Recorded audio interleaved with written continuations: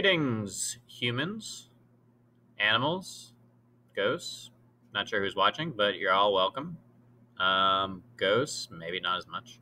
But we got video today, flipped classroom, flipped history. We got big business and the titans of at the turn of the century, early 1900s, late 1800s itself. So that's our plan. Let's roll. So Carnegie, we got this first guy here. Lovely hats. Big thing to know about him. So Carnegie is one of the biggest innovators, biggest moguls, titans of the early 1900s. And namely, he's making his money off of steel. So steel mills are where he's getting his cash because at this time, the United States, the world, has this insatiable need for steel, namely building cities bigger than cities have ever been built before. So Carnegie is actually Scottish. He's born in Scotland, came to the United States at the age of 12, and very quickly he goes from having literally nothing in the world to becoming the most powerful person in the world, other than perhaps Rockefeller. So I mean, he's a real smart kid. Early in his childhood, he works his way up to be working in the railroad companies, so he can see early on this business and how successful business people are working. And he starts to buy stock at a pretty young age. And with that money, he becomes a mogul, one of the first moguls of American history. So one of the things is he's making all this money at initially these railroad companies, but he starts to enter the steel business.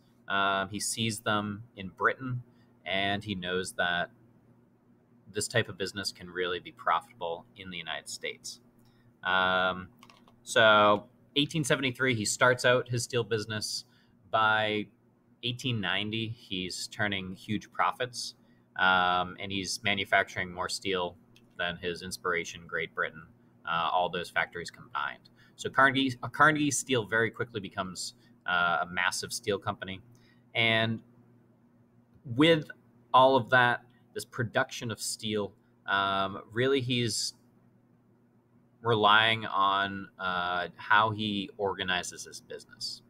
And he brands the Carnegie Steel, becomes this brand that really no company in the United States can touch. He generates so many profits that we'll get to this in a minute. Libraries are one of the consequences, which is like, cool, libraries are great. But really, he has something called vertical integration.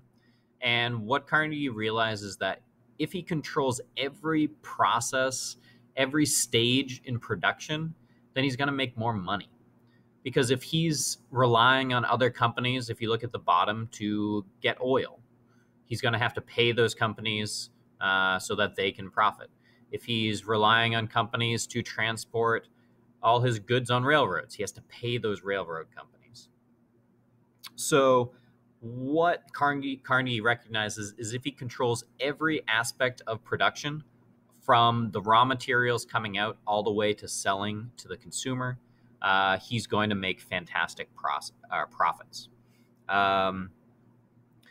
So not only are his factories advanced, not only does he have really good ways of motivating his workers with a lot of incentives like stock, but just the way he structures the process of production of steel, it starts to make fantastic profits. He virtually controls the entire steel industry in the United States. So by about 1901, he sells his companies, and he has so much money that he just starts to donate a lot. He builds, as I showed you in the last slide, a lot of these libraries all over the United States. There's still Carnegie libraries all over the U.S. And he becomes a pretty big philanthropist and uses his money for good. So vertical integration works out great for him.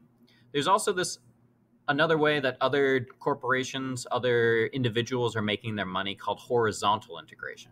Now, if you've ever played the game Monopoly, really the whole aim of the game is to buy all of the properties in the game.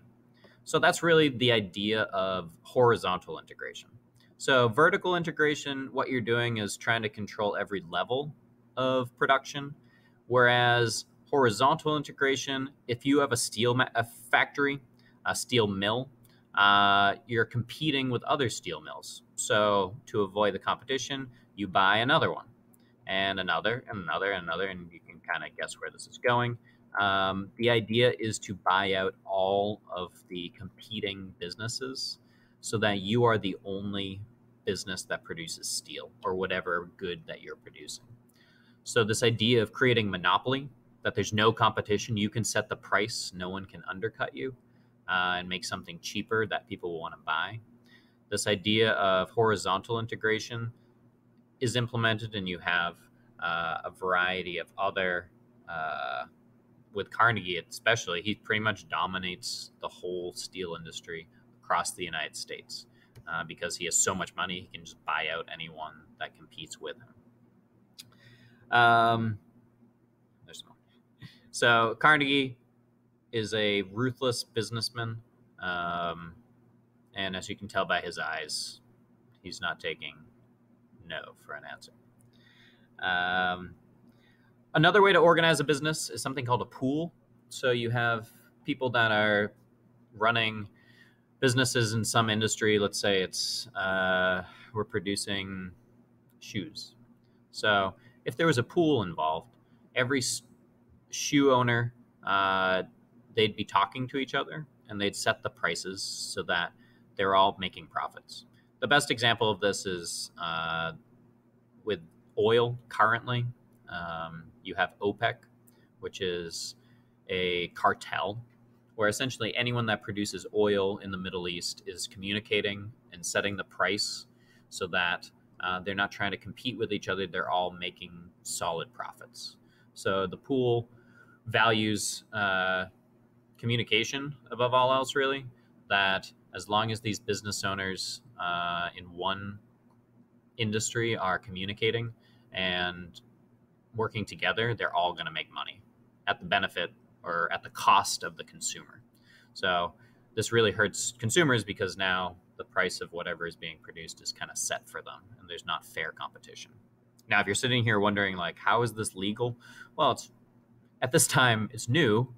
Industrialization is new. These big industries are new. So there isn't really laws around this. So businesses are pretty quick to figure out how to make a buck, not just a buck, in today's money, hundreds of billions of dollars at the expense of the consumer. We also have this guy, John D. Rockefeller. So Rockefeller is once again kind of a rags to riches story. He used to hoe potatoes for 37 cents a day, which not a lot of money today nor back then. But he was able to use his savings and really rise up into enormous power and money, even more money than Carnegie, namely with the Standard Oil Company. So he starts seeing that you have oil that's driving this whole industrialization process. It helps drive factories and trains and really everything on the planet at this point. So he builds this corporation, which it's called a trust. So with trust, you have people that buy stock in a company. So you might buy a share in a company, and these are turned over to trustees, and they are running separate companies, in this case, separate oil companies, as one big corporation. So they're not merging together companies. It's not all becoming one big one, but you have lots of companies that are being run, that are being organized under one umbrella. So you have the Standard Oil Company, which in this image is not depicted particularly well, but it's really grabbing up and using its vast influence, both to control the oil industry and to kind of keep all oil under one umbrella that Rockefeller owned, but also uses its influence, if you look in this image, in Washington, D.C., and various capitals and politicians around the country.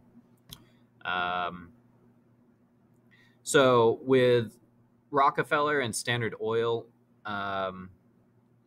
they controlled, in 1870, 90% of all oil in the production in the United States. And since he has so much power and influence, he's charging his worker or paying his workers very little. He's driving any competitors out of business, and he's making massive profits. And he becomes known what's called a robber baron. So you have people like Rockefeller that are really putting their own profits, their own wealth ahead of workers, ahead of consumers, and they're a robber baron. They have so much power and influence, but they're not using really their power and influence for good. Now, not to say that Rockefeller didn't do a lot of good things.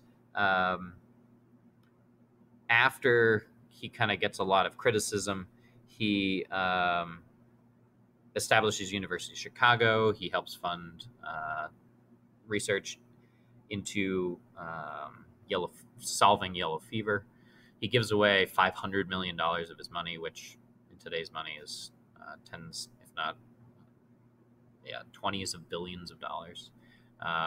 So he does, by the end of his life, give away 90% of his fortune, but he's still made this fortune at the expense of his workers and the people that are consuming oil.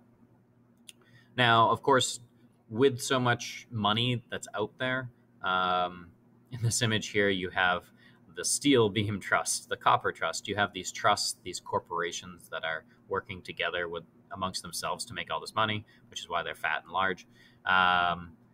And they have a pretty heavy hand in politics. Thus, a lot of politicians depend on them for money, and they don't really want to act to slap away the hand that is giving them what they need. However, there is something called the Sherman Antitrust Act, which is making it illegal to form these trusts. That's illegal to have these companies working together to make huge profits and not compete. So it really didn't work very well. It's kind of hard to define a trust. So while there are cases brought against a variety of trusts, most of them are actually thrown out because these people can pay for good lawyers, and the Sherman Antitrust Act really couldn't keep up with how business worked.